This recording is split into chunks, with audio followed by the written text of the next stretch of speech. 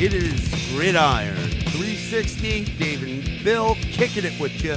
2020 NFL draft prospects from the SEC, and we are in the secondary talking safeties.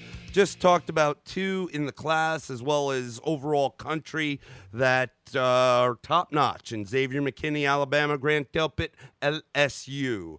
So we're going to rip through hopefully the rest of the safeties. There's 6, 7, 8 more in this class that are eligible from the SEC. We will start from Frisco, Texas, a redshirt senior at the University of Georgia, J.R. Reed, 6'1", 202, 32.5-inch arms, 9 7/8-inch hands, ran a 4.54 at the combine, 40 at the combine, threw up 15 on the bench.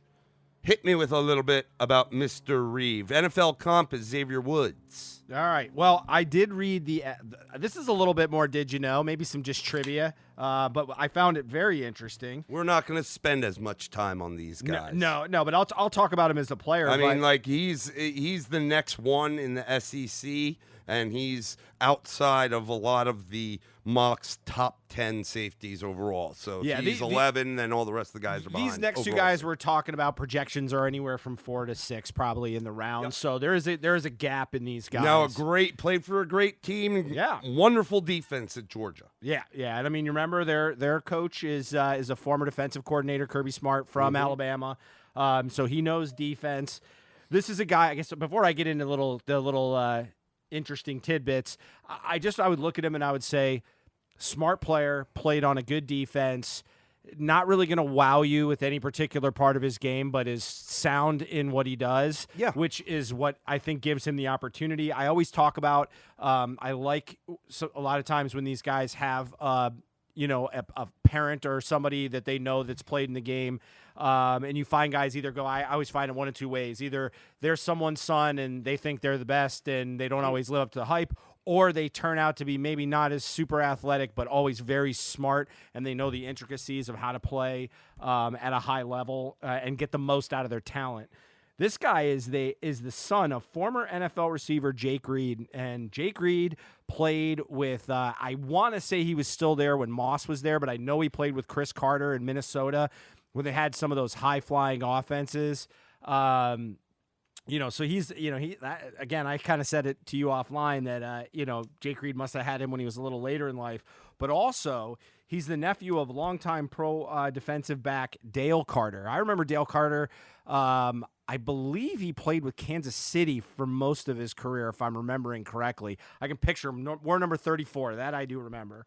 So he's got pops and an uncle that played in the NFL and had good careers in the NFL. On top of that, we're gonna just throw a name out there a little bit later, and when we get to his name, we'll tell you. But one of the guys that's an SEC safety is his cousin. So he's got one of his cousins looking to break his way into the NFL too as well, and we'll touch on that in a little bit later. But again, this guy, I don't want to read too much into it. We can talk about some of the measurables. In the 40-yard dash, he actually ran a 4.54, which is not terrible. Not huge on the bench press. But again, if I just kind of look at this guy, it's going to be more about his smarts and his being a redshirt senior, having that maturity that's going to help him out. There's nothing that really blows my mind with his athleticism. No, but here's in my mind, here's big things you need to know. Again, Georgia had a great defense this year. What was one of the best parts of their defense? Backhand. What was one of the best parts of their defense? Pass. Their pass? I say it's a run. They let up. It was the Auburn game late in the year before anyone scored a rushing touchdown, and that was the quarterback scoring on a scramble. And I say that because this is a guy that oftentimes you'll see him start to creep down into the box. I was afraid you were taking me somewhere I didn't know you were going. That's why I said pass, because you were talking about a safety. No. I'm talking about in terms of his run game skills, and if you have to bring him down in the box, he's great. I mean, and you're even on top of not allowing, especially in crunch time when you're in the red zone or right up on the goal line, having to, get tight. But you're talking about a guy, even on just any part of the field when runs got ripped off. A safety is the last line of defense, and I'll be damned if I saw guys if they got there, they wouldn't get past him, but and there's a lot of people in front of him, but he was one of the pieces that didn't even allow a ton of rush yards. I mean, that was the other thing. Opponents didn't go for over 100 yards on him very often.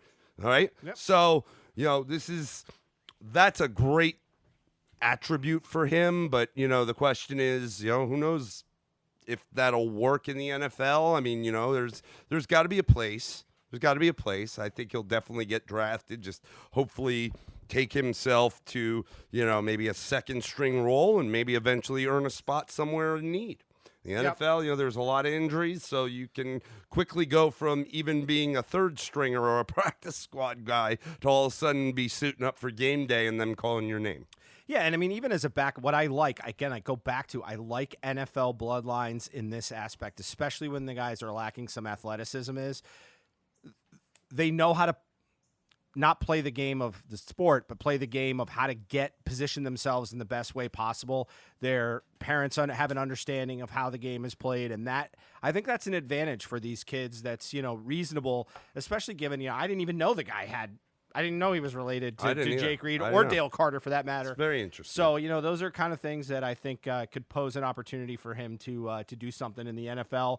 Again, we're not talking about starters, certainly not out of the box, but guys that certainly might be able to fill out a roster and carve out a niche for themselves. Yep. A niche. The next guy from San Diego, California, a junior for the University of Arkansas Razorback, safety Cameron Curl, Cameron with a K. 6'1", 206, 32 5/8 inch on the arms, 8.5 inch hands, ran a 4.6 40, threw up 24 strong reps at the combine. Anything you have to add on Mr. Carter? Thumper. If you've got an active free safety, a good deep guy, this might be the guy that you bring in the box, and he carves out that niche and plays that run stopping, short routes. Takes on maybe more of a blocking tight end in those routes. That kind of guy. Just he's going to be a niche player again, using that word again.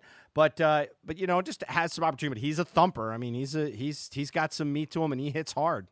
Yep. So now we're going to bounce from those guys. Again, you had said maybe somewhere third or fourth, maybe a fifth round between those two guys, but we'll probably get drafted. Now we're moving into sort of the next three guys, maybe late, or undrafted free agents. I think that could be definitely a possibility. Mr. Jeremiah Dinson from the Auburn Tigers, a senior out of Miami, 6 foot. $191. I don't have any combine information or things like that, arms and so forth on him. But what I will tell you is 2018, he had 49 total tackles, 25 solo. Last year, he had 88 total tackles, 57 solo, 2 sacks, 1 forced fumble, 2 picks, 1 pass defense. Definitely improved on this defense every year that he played. It looks like was he a 4-year starter, or is he a red shirt? He might have had a red shirt year. I think he was hurt one year, maybe in 2016. But yeah, I mean, he played all 4 years eligible at Auburn. So he's, and that's a good team. And they've typically had some pretty decent defenses, if not, really good secondaries as well. Yep, I agree. I mean, these are, you got the pedigree of Auburn, so you got a chance. Yep. So let's move on to a counterpart of his at Auburn, senior out of Montgomery, Alabama, Daniel Thomas, 5'11", 209 pounds. He had, 74 total tackles this year, 47 solo, 1 forced fumble recovery, no picks this year. He did have 2 picks in 2018. Again, another guy that as a senior has been heavily involved in this defense and has seen the field all 4 years of his career. Yep. Again, Auburn pedigree, so opportunity there for them. But again, these are late to undrafteds. Yep. The next guy, I'll let you jump in here after I run through his basics. Mm-hmm. Mr. Nigel Warrior, a senior from College Park, Georgia, Plays for the University of Tennessee Volunteers. 6 foot, $190. Let's see. He had 70 total tackles in 2019.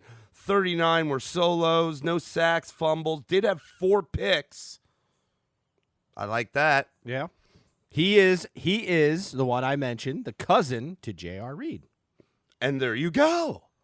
I don't know if that's the Dale Carter cousin, but that's the cousin. Didn't but that is his cousin. So that was the one I told you. That's my little add-in. Okay. That's all I got. That's all I got. We're gonna rip down 3 more guys right quick. First, Jaquarius Tactheratrix. No, Key and Peele. No. I know. Jaquarius Landrews, a senior from Summit, Mississippi, plays for the Mississippi State Bulldogs. 6 foot, 200 pounds. Let's see.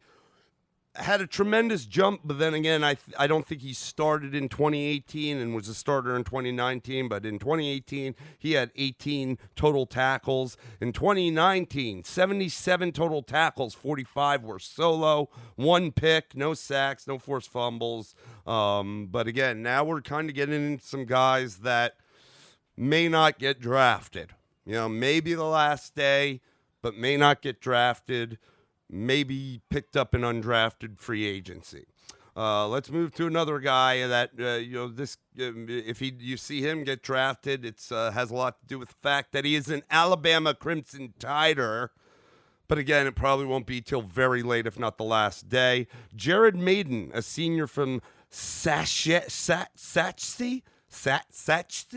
Texas. I have no idea.